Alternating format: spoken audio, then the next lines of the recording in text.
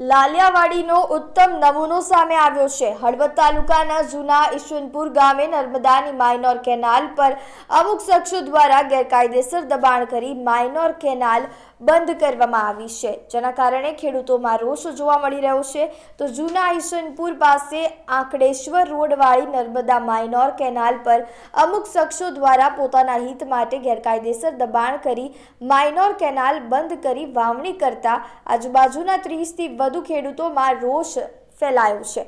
તંત્રમાં લેખિત રજૂઆત કરવા છતાં હળવદ તાલુકાના જૂના ઈસનપુર ગામે આંકડેશ્વર જવાના રસ્તે નર્મદાની માઇનોર કેનાલ બંધ કરી ગેરકાયદેસર દબાણ કરી વાવણી કરી રસ્તો બંધ કરાતા આજુબાજુના 30 થી વધુ ખેડૂતોમાં રોષની લાગણી ફેલાઈ છે।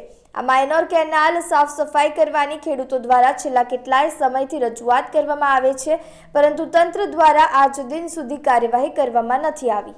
શ્યામજીભાઈ, હવે આ ધોરિયા કેનાલને બુરી જાય છે, એને ધોરિયા કેનાલને સાફ કરાવવાની અને સાફ કરાવીને જલ્દી અમને પાણી મળે એવી અમારી માંગ છે। એની ઉપર દબાણ કરવામાં આવ્યું છે, ધોરિયાનું દબાણ કરેલું છે, દબાણ હટાવી લે ને જેટીમાં પાણી વારે એવી અમારી માંગ છે। ભાઈ માજી સરપંચ ઈસનપુર આ નર્મદાની બટલા કેનાલ 4-5 વર્ષથી બનાવી છે અને પાણી ચાલુ થતું નથી અને ખેડૂત પાછા બોરીને વાવેતર કરી નાખ્યું, તો આ દબાણ દૂર કરવું એવી મારી માંગ છે।